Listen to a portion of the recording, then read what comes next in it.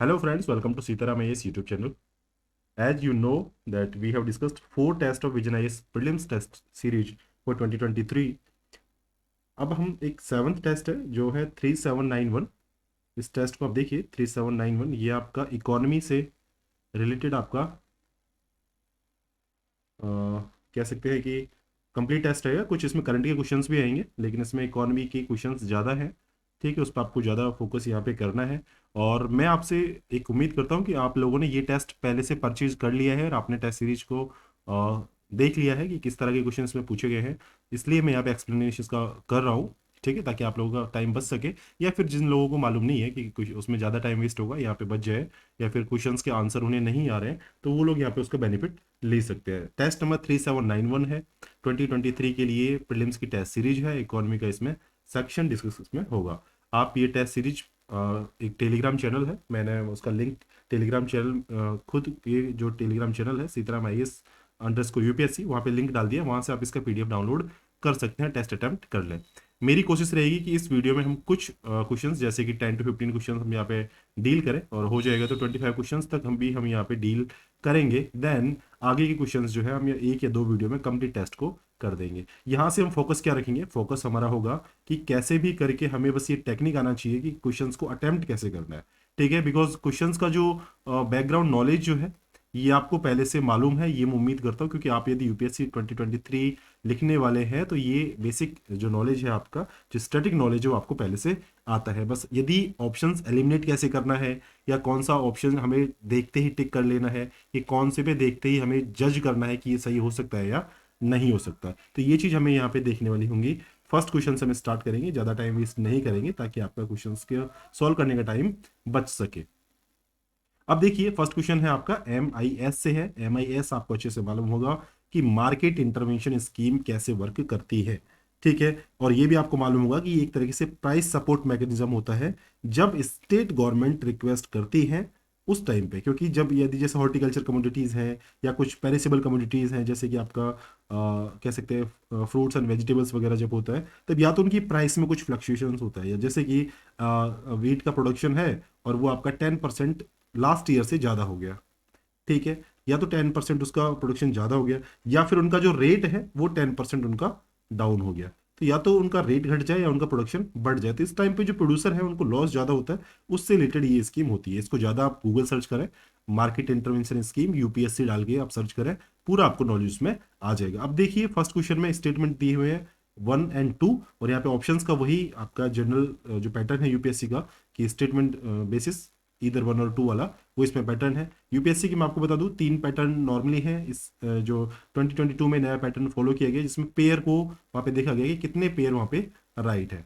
इससे पहले UPSC में चलता था वो ये है, जिसको बोलता हूँ मैं पैटर्न 1, जो मैं बोलूंगा वो है आपका इधर 1 इधर 2, नाइदर 1 नाइदर 2, और या फिर बोथ 1 और 2। एक तो पैटर्न 1 ये है। पैटर्न 2 है आपका कि 3 स्टेटमेंट में 1 और 2 होगा, 2+3 होगा, 3+1 होगा, या 1 2 और 3 होगा। ये पैटर्न 2 है। एक है पैटर्न 3 जिसकी बात करेंगे, वो है आपका रैंडम पैटर्न। ठीक है, और रैंडम पैटर्न में क्या होता है, आपको कम से कम 2 स्टेटमेंट आपको आना चाहिए कि वो राइट है या रॉन्ग है। तो ये पैटर्न जो 3 है ये रैंडम पैटर्न है। और पैटर्न जो 4 है, तो इस पैटर्न को मैंने आपको बताया ये पेयर पैटर्न है, कि इस तरीके से क्वेश्चंस पुट हो सकते हैं। बाकी जो क्वेश्चंस आता है सीधा, जिसे बोलते हैं हम जैसे सीधा एक ऑप्शन से हमें करना है, तो वो कोई पैटर्न नहीं होता है, वो तो सिर्फ आपको पता है MCQ टाइप है, जिसमें एक ऑप्शन आपका राइट होता है, तो वो को उस चीज को मैं पैटर्न नहीं कहूंगा। आप उसको माने तो पैटर्न 5 उसको आप मान सकते हो। तो इस तरह से 5 पैटर्न आपको बेसिक हो जाते हैं, जिसमें 5th नंबर जो है वो कोई पैटर्न नहीं है। सिर्फ उसमें एक आपको देखना होता है कि कौन सा ऑप्शन स्टेटमेंट उसमें से राइट है, और वही उसका आंसर होता है, या तो वो राइट पूछा होता है या फिर नॉट राइट पूछा होता है। तो इस तरह से आपके क्वेश्चन अटेम्प्ट होते हैं। अब पैटर्न 1 और पैटर्न 2 जो है, इसमें आपको थोड़ा सा नॉलेज जो है कम चाहिए होता है, क्योंकि आपको एक स्टेटमेंट का अच्छे से मालूम है, तो दूसरे पे आप इसमें 50-50 लगा सकते हैं। और जो पैटर्न 2 है, जिसमें 1 2 2 2 के कॉम्बिनेशन बनते हैं, वो सबसे आसान है, क्योंकि वहां पे आपको ये मालूम होता है कि किस तरह से आपको क्वेश्चंस जो है एलिमिनेट करना है। वहां पे आपको एक स्टेटमेंट बहुत ज्यादा डिफिकल्ट होगा, जिसके बारे में आपने कभी सुना नहीं होगा, लेकिन फिर भी आप उस क्वेश्चन को अटेम्प्ट कर सकते हैं। क्यों? क्योंकि बिकॉज आपको एक स्टेटमेंट मालूम है जो बिल्कुल रॉन्ग है। ठीक है, तो वहां से आप उसको एलिमिनेट कर दें और आपके क्वेश्चंस जो है वो बिल्कुल एकदम राइट हो जाएगा। लास्ट टाइम पे लगभग 17 to 20 क्वेश्चन ऐसे थे जिसमें इस तरह का पैटर्न फॉलो हुआ था, जिसमें 5 से 7 क्वेश्चन आपके पैटर्न 4 के ऊपर थे, जिसमें पेयर बेस्ड क्वेश्चन पूछा था। ठीक है, तो ये ज्यादा पैटर्न फॉलो हुआ था 2022 प्रीलिम्स में। इसके आगे की चीज ये है कि अब हम इस क्वेश्चंस को देखते हैं कि कौन से स्टेटमेंट इसमें राइट हो सकते हैं। और देखिए, आपने कितना भी पढ़ा है, कहीं से भी पढ़ा है, सबसे जरूरी चीज हो जाती है कि आपने कैसे पढ़ा है, किस तरह से आपका जो स्टडी है आपने उसको कंक्लूड किया है, वो ज्यादा मैटर करता है। आपको ये चीज सबसे ज्यादा जरूरी वहां पे हो जाती है। और जब चीजें आती हैं किसी मिनिस्ट्री या डिपार्टमेंट या उसके किसी ऑर्गेनाइजेशन से, तो ऑर्गेनाइजेशन के बारे में जरूर मालूम होना चाहिए कि ये ऑर्गेनाइजेशन क्या वर्क करता है, क्या ये जो पर्टिकुलर चीज पूछी है इस मिनिस्ट्री ऑर्गेनाइजेशन से रिलेटेड है या नहीं है, और उसका मेन फीचर क्या है, इतना बेसिक मालूम होना चाहिए। इसके अलावा उसका सिग्निफिकेंस वगैरह है। आई होप कि आप जब यूपीएससी का ईमानदारी से ठीक से प्रिपरेशन कर रहे हैं तो आप ऑब्वियसली उन चीज़ों को आराम से प्रिडिक्ट कर सकते हैं कि इसका सिग्निफिकेंस क्या हो सकता है और क्या इसके सिग्निफिकेंस नहीं हो सकते। सीधा चलते हैं क्वेश्चन पे।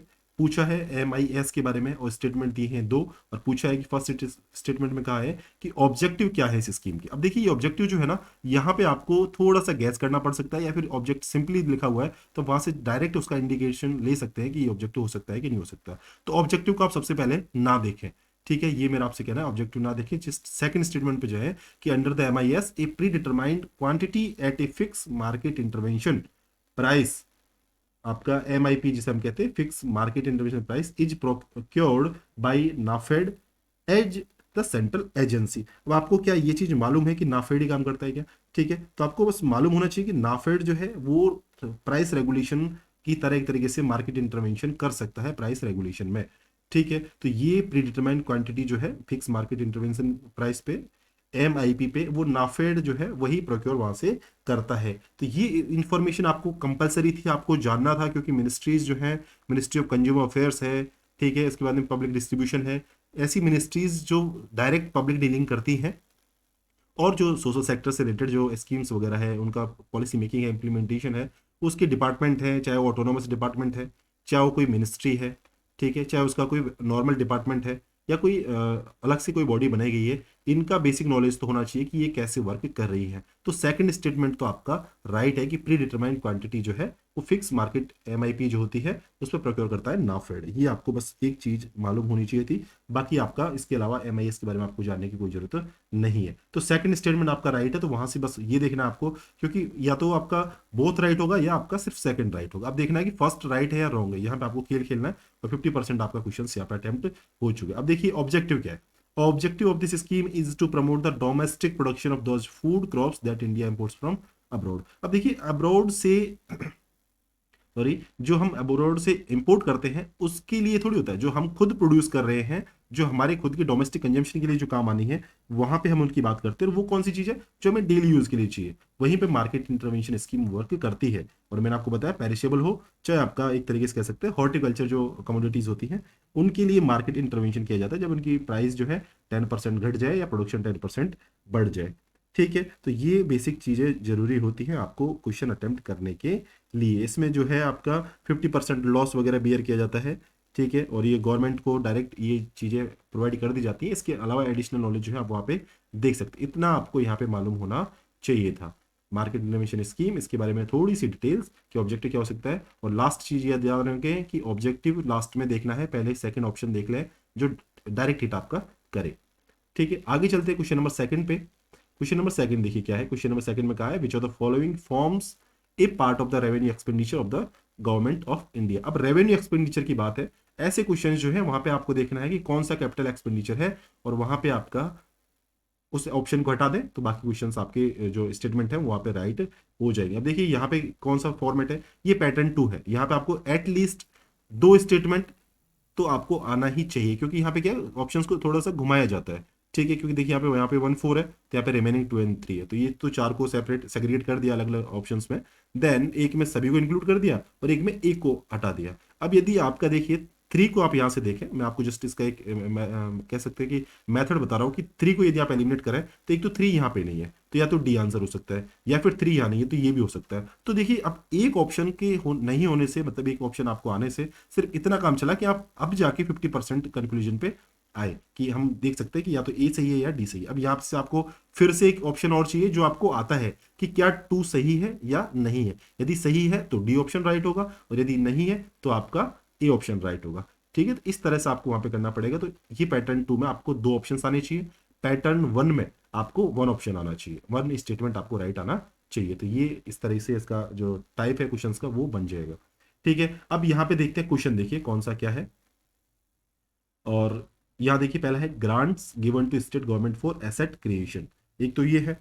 दूसरा है आपका subsidies and pensions given to widows. ठीक है, पेंशन दी जाती है, सब्सिडीज दी जाती है, ये सीधा रेवेन्यू एक्सपेंडिचर होता है, ये आपको पहले से मालूम है। तो ये सिंपल सी चीज है, ये तो आपका रेवेन्यू एक्सपेंडिचर है, मतलब 2 वाला आपका ऑप्शन तो रहेगा। ठीक है, एक तो ये है। इसके अलावा परचेज ऑफ राफेल एयरक्राफ्ट, अब ये देखिए ये एसेट क्रिएट होगा, तो ये आपका ऑप्शन नहीं होगा। अब 3 जो हटा दिया ना हमने, तो 3 हटाने से 3 सा थर्ड स्टेटमेंट नहीं है, तो आपका या तो ऑप्शन ए हो सकता है या आपका ऑप्शन डी हो सकता है। अब आपको देखना था सेकंड वाला ऑप्शन है कि नहीं है। तो सेकंड में देखिए सब्सिडी पेंशन आपका विडोज को दी जाती है, तो सेकंड आपका ऑप्शन जो स्टेटमेंट राइट है, तो ऑप्शन आपका फर्स्ट रॉन्ग हो जाएगा और सिर्फ बचेगा आपका डी। तो 1, 2 एंड 4, मतलब हमने 2 और 3 से देख लिया, ये चीज हमें आनी चाहिए थी। अब इंटरेस्ट पेमेंट डेट के जो है वो गवर्नमेंट करती है नहीं करती है, किस में आता है नहीं आता है, आपको सिंपली आता है कि हाँ रेवेन्यू एक्सपेंडिचर है, तो फोर्थ राइट है। और वैसे भी वो राइट है क्योंकि आपने 2 और 3 से खेल खेल लिया और आपका खेल आपकी पारी में आ चुका है। ठीक है, इतना आपको आना चाहिए था। और ग्रांट जो है स्टेट गवर्नमेंट यदि एसेट क्रिएशन के लिए देती है, तो ये भी आपका रेवेन्यू आपका कह सकते हैं कि एक्सपेंडिचर होता है। तो इस तरह से हमने ये क्वेश्चंस भी यहाँ पर अटेम्प्ट कर लिया। अब चलते हैं स्टेटमेंट क्वेश्चन नंबर 3 पे। और क्वेश्चन नंबर 3 किस चीज से डील करते हैं हम यहाँ पे देखिए, वो आपका बैंक रेट वगैरह जो होती है वो देखना है यहाँ पे कि मार्जिनल स्टैंडिंग फैसिलिटी जो है, और एक आपका एसएलआर जो है स्टैच्यूटरी लिक्विडिटी रेशियो है, इनके बारे में पूछा गया है। और यहाँ पे देखिए ऑप्शंस क्या है, ऑप्शन से यहाँ पे देखिए 1 2 है, 2 3 है, 3 ओनली है, 1 2 3 है। अब यहाँ पे आपको क्या देखना है, यहाँ पे आपको देखना है कि एक ऑप्शन ऐसा कौन सा है स्टेटमेंट, मैं कई बार स्टेटमेंट ऑप्शन को इंटरचेंजेबली बोल देता हूँ, बिकॉज आपको ध्यान रखना है जब ऑप्शंस की बात होती है ना, तो ये ऑप्शंस जो है ये तो फाइनली है, जो हम रिजल्ट में देखेंगे कि क्या ऑप्शन हमारा राइट है या रॉन्ग है, फाइनल जिसे हमें टिक करना है। इससे पहले यदि मैं ऑप्शन और यदि स्टेटमेंट बोल रहा हूँ तो वो सिर्फ स्टेटमेंट की बात हो रही है, इतना सा आपको ध्यान रखना है। अब देखिए यहाँ पे आपको फोकस करना है 3 पे, बिकॉज आपको मालूम है यदि 3 सही है ना, ठीक है, या फिर 3 रॉन्ग है, 3 जैसे थर्ड स्टेटमेंट रॉन्ग है, तो आपको सीधा मालूम चलेगा कि ए आपका ऑप्शन वहां से हो जाएगा क्योंकि थर्ड यहाँ से हो जाएगा। तो ये तो आपको बेसिक आना चाहिए कि जो 3 ऑप्शंस में है वो आपका स्टेटमेंट आपको बेसिकली होना चाहिए, ताकि आपको इजी हो जाए क्वेश्चन सॉल्व करना। फिर आपका फर्स्ट हो जाएगा। यदि 3 के अलावा यदि कोई गेम खेला जाता है ऑप्शन में, देन आपको थोड़ा सा रिस्क लेना पड़ेगा कौन सा स्टेटमेंट राइट हो सकता है। ठीक है, अब यहाँ पे देखिए स्टेटमेंट आपका 3 पे देख लें, 3 गलत होता है तो हम देखेंगे ये हो जाएगा। तो MSF is always fixed above the repo rate. अभी ये आपको अच्छे से मालूम है कि एमएसएफ रेट जो होती है, मार्जिन स्टैंडिंग फैसिलिटी जो होती है, वो बैंकों को जरूरी जब ज्यादा होता है पैसे का, ओवरनाइट कह सकते हैं तरीके से, तब एमएसएफ चालू होता है, तो उस टाइम पे रेपो रेट से ज्यादा होना जरूरी है। अब तीसरा स्टेटमेंट आपका राइट है, मतलब इसका मतलब तो ये है कि ये तो आपका रॉन्ग हो ही गया। ठीक है, अब बी सी और डी में से आपका ऑप्शन राइट हो सकता है। अब देखिए 2 को रॉन्ग करने की कोशिश कीजिए, क्या 2 रॉन्ग हो सकता है क्या, क्योंकि 1 जो है इस पे हम कर नहीं सकते, क्योंकि हमें फिर 2 तो फिर भी आना चाहिए। तो 2 ऑप्शन को देखिए क्या सही है नहीं है, तो ये देखिए आप, या फिर आप ये भी देख सकते हैं कि क्या फर्स्ट स्टेटमेंट राइट है या नहीं है। फर्स्ट सेकंड दोनों में जो भी है वो आप देख लीजिए। तो फर्स्ट जैसे देखिए MSF refers to the rate at which the scheduled bank can borrow funds overnight from RBI against government securities. तो आपका फर्स्ट स्टेटमेंट भी आपका राइट है। तो अब यहाँ पे देखिए फर्स्ट में कौन सा हो रहा है, तो यहाँ पे फर्स्ट है, यहाँ पे फर्स्ट नहीं है, यहाँ पे फर्स्ट नहीं है, और थर्ड हमने चेक कर लिया, थर्ड तो सही था। तो ये आपका ऑप्शन राइट हो गया। अब जैसे एसएलआर है, SLR is a tool for controlling liquidity in the domestic market via manipulating bank credit. ठीक है, तो एसएलआर आपका लिक्विडिटी रेशियो होता है, तो कंट्रोल करता है लिक्विडिटी को। जब लिक्विडिटी रेशियो है तो जरूरी हो जाता है। ठीक है, और ये स्टेट्यूट से बनाया गया है तो वो वहां से जरूरी है ही है। तो यहाँ से आपका ऑप्शन हो जाएगा डी, और ये आप सिंपली इस क्वेश्चन को अटेम्प्ट कर चुके हैं। अब आगे चलते हैं फोर्थ क्वेश्चन पे। फोर्थ क्वेश्चन है ब्रेटन वुड्स एग्रीमेंट के बारे में। अब ब्रेटन वुड्स जैसी चीजें जब आती हैं तो इसमें आपका वर्ल्ड बैंक है, आईएमएफ जैसी चीजें हैं जो आपने स्टार्टिंग में पहले से पढ़ रखी है। ठीक है, और जनरली जब न्यूज में आता है तो थोड़ा सा क्या करें, जब भी ब्रेटन वुड के बारे में, जैसे आईएमएफ के कोई प्रोग्राम के बारे में आता है या वर्ल्ड बैंक के बारे में आता है, तो वहाँ पे जस्ट उस आईएमएफ को उठाएं, उसकी पॉलिसी, और फिर यूपीएससी लगा दे, तो ऑप्शन क्या, ये क्वेश्चन सोल्व कराते टाइम मुझे ऑप्शन ज्यादा दिमाग में आ रहा है, तो आप वहाँ पे गूगल सर्च करेंगे तो वहाँ पे आपका एक वेब पेज खुलेगा जहाँ से इन्फॉर्मेशन, बेसिक इन्फॉर्मेशन है। पूरा कचरा पढ़ने की जरूरत नहीं होती है स्टैटिक में। स्टैटिक में जो करंट से रिलेटेड है उस पर ही ज्यादा फोकस किया जाता है। अब यहाँ देखिए फोर्थ में है ब्रेटन वुड्स एग्रीमेंट, और यहाँ पे देखिए ये कौन कौन से इंस्टीट्यूशन इसमें बनाएगा। अब देखिए वर्ल्ड ट्रेड ऑर्गेनाइजेशन इसमें नहीं बनाया गया, क्योंकि ये आपका 1995 के आसपास की बात है। तो दो को आप हटा दें, तो दो को हटा देंगे तो आप कौन सा बचेगा, ये हट गया, देन ये हट गया। अब देखिए 1 और 3 है, 3 और 4। अब देखिए 1 और 4 में से एक राइट है, वो कोई भी देख लीजिए आप। ठीक है, तो 1 देखिए वर्ल्ड बैंक बना, तो वर्ल्ड बैंक बना बिल्कुल सही है, तो वर्ल्ड बैंक आपका बन गया। तो 4 का आपका हो गया ऑप्शन सी। अब फोर्थ क्या है, वर्ल्ड इकोनॉमिक फोरम, ये तो 1970s की बात है, 1978 या जो भी है, ईयर मुझे एग्जैक्ट याद नहीं, लेकिन इतना है कि ये उस टाइम पे पहले नहीं बना था, ये बाद में बना था। तो ये अपना ऑप्शन यहाँ से सी राइट हो जाता है, क्वेश्चन हमारा अटेम्प्ट हो गया। अब देखिए ये जो यूपीएससी है ये आपको अधिकारी बनाना चाहती है।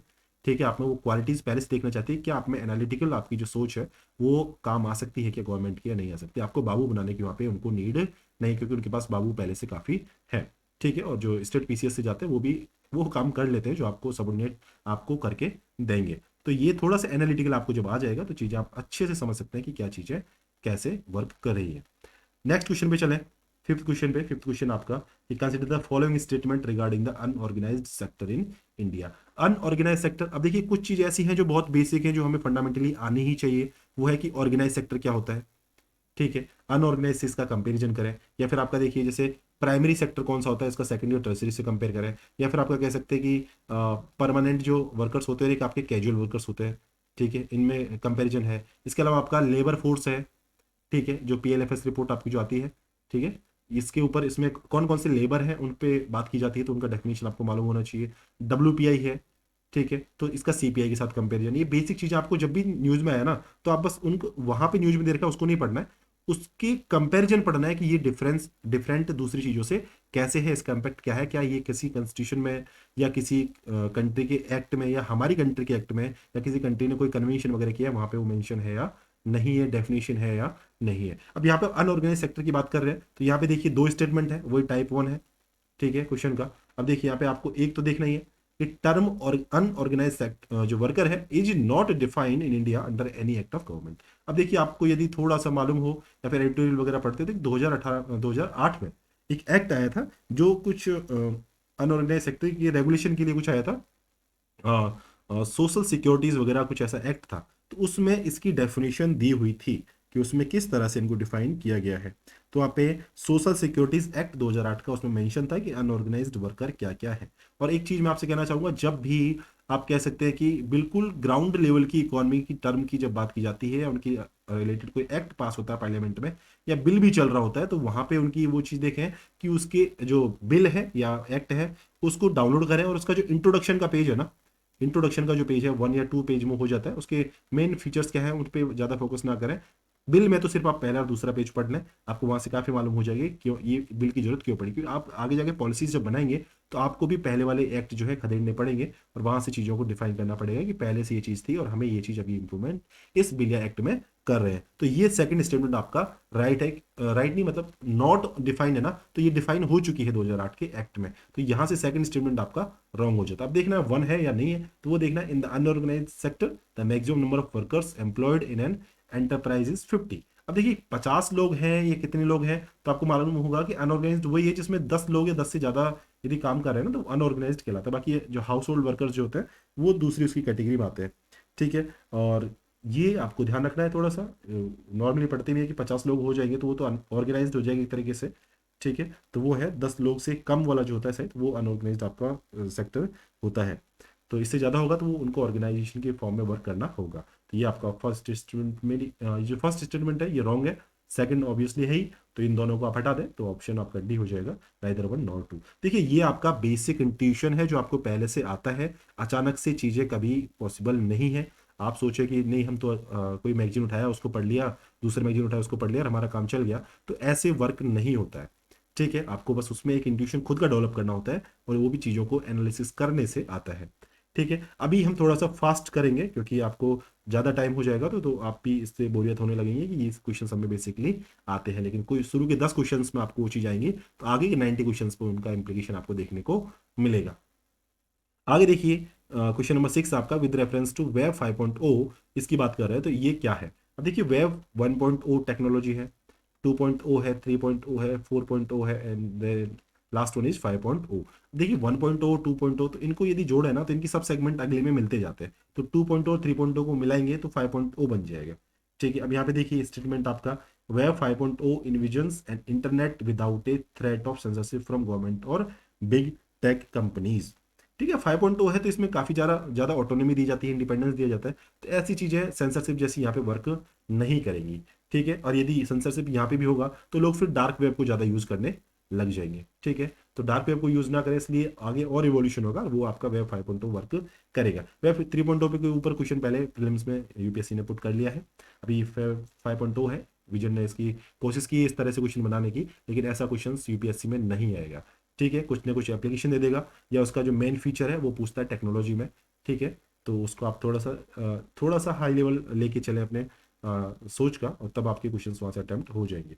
ठीक है, कभी भी आप देखे होंगे पीओसी में जितने भी टेस्ट सीरीज वगैरह होती है, उनका मुश्किल से 10% क्वेश्चन ही, और 10% क्वेश्चन नहीं, 10% जो इसको स्टेटमेंट है, जिस किसी कोचिंग क्लास ने बनाया है टेस्ट, उसके 10% स्टेटमेंट है, वहीं से क्वेश्चन बनता है। बाकी सब ये सब फालतू की बातें हैं कि हमारे टेस्ट से 60% पेपर आ गया है, 70 आ गया है, ऐसा कुछ नहीं होता है। बस उसमें एक वर्ड भी मैच हो जाता है तो बोल देते हैं कोचिंग वाले कि हमारे यहाँ से आया। ठीक है, जबकि आपने उस टेस्ट से अपना यदि इंट्यूशन डेवलप किया है, बिल्ड किया है, तो वो चीज़ें आपके लिए आसान होती हैं। तब आप कह सकते हैं कि हाँ, ये टेस्ट सीरीज से हमें बेनिफिट हुआ या नहीं हुआ। सेकंड ऑप्शन देखिए, second statement, web 5.0 will allow user to own their identity and data. ठीक है, अब जब आपको सेंसरशिप का परेशानी नहीं है, कोई कह सकते हैं थ्रेट ही नहीं होगा, तो आपको फिर सीधी सी बात है, यूजर जो होगा उसको आइडेंटिटी और डेटा का जो है कह सकते हैं कि ऑनरशिप होगी। तो ये भी आपका सीधी सी बात है कि ये फॉर्मेलिटीज इसमें फालतू की नहीं होंगी, इंडिपेंडेंस होगा।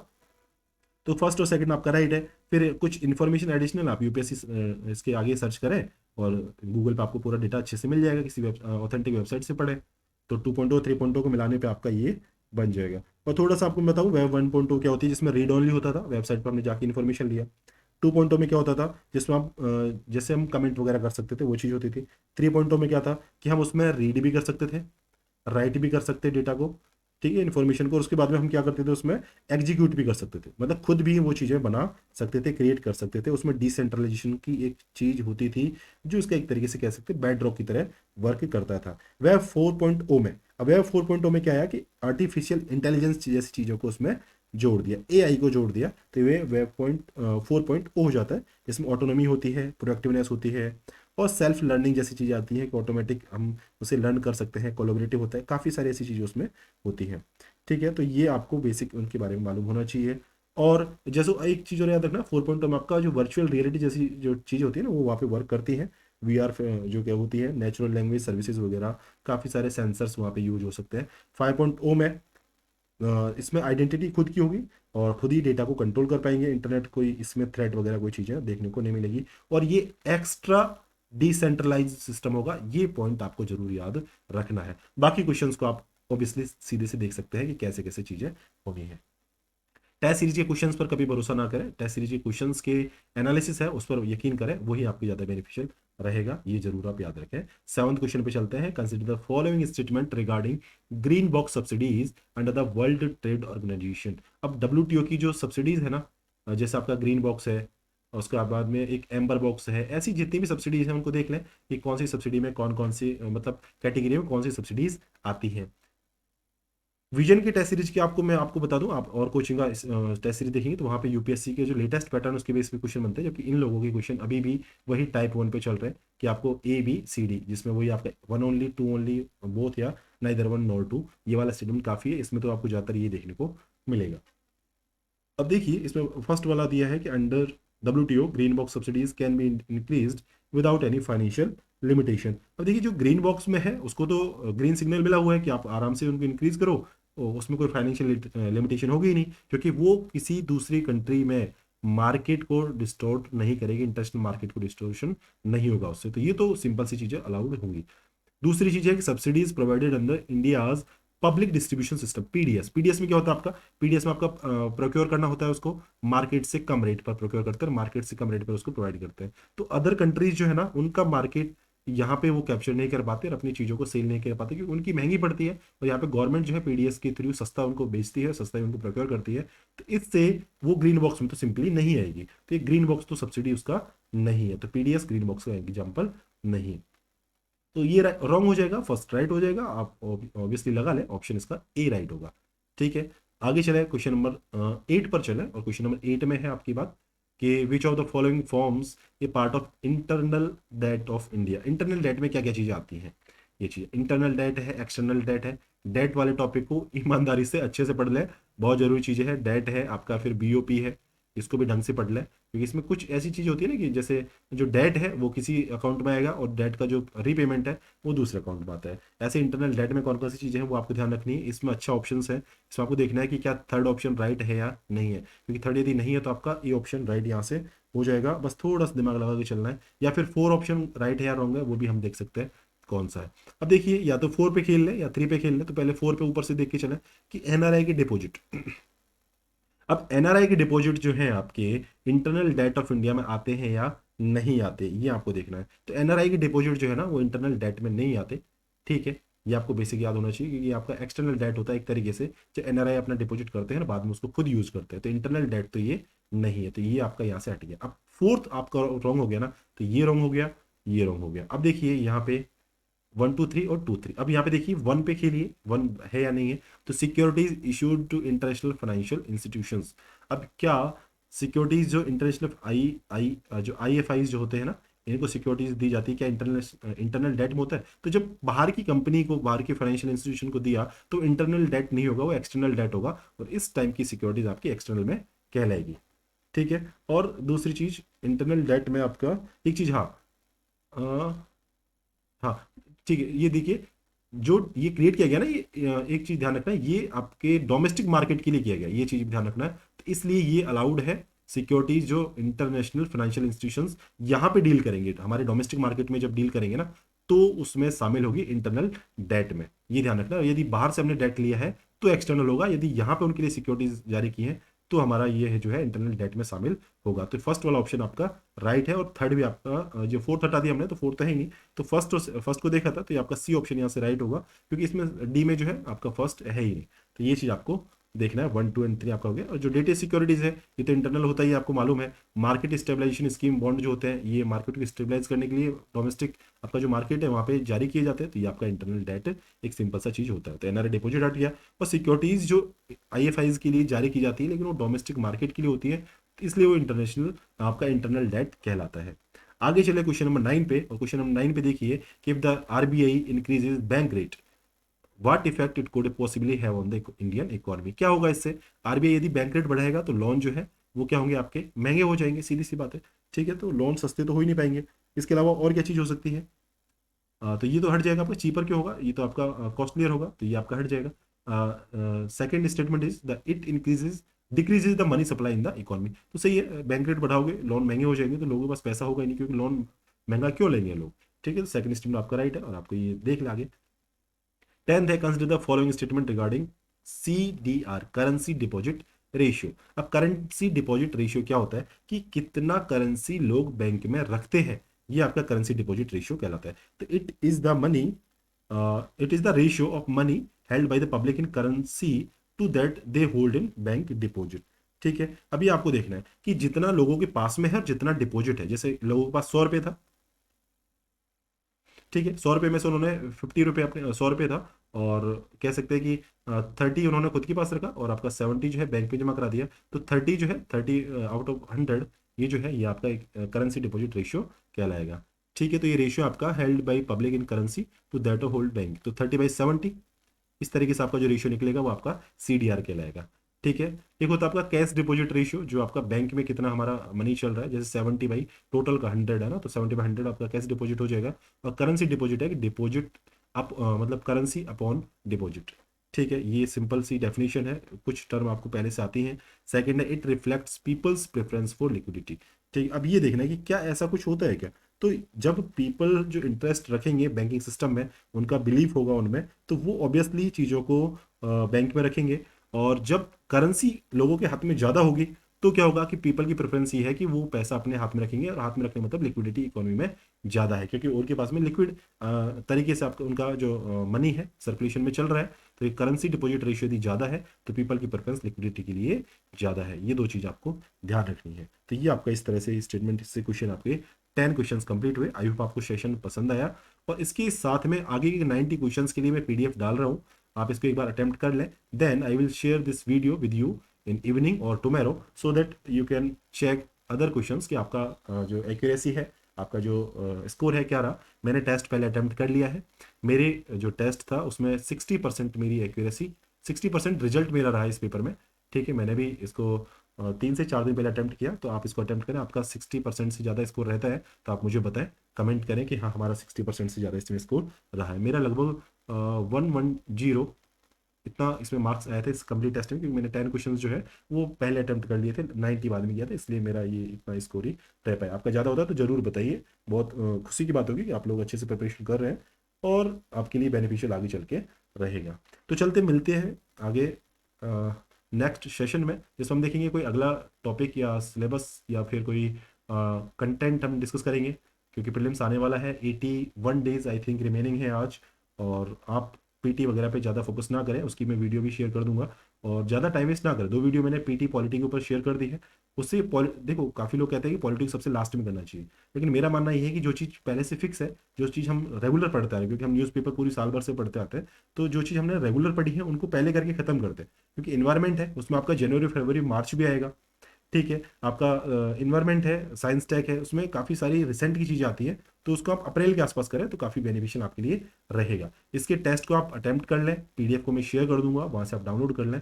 और जो भी आपको इन्फॉर्मेशन मुझे शेयर करनी हो, मुझे कोई सुधार करने की जरूरत हो, आप मुझे मेरे साथ उस चीज़ को शेयर करें। Thank you for watching this session again.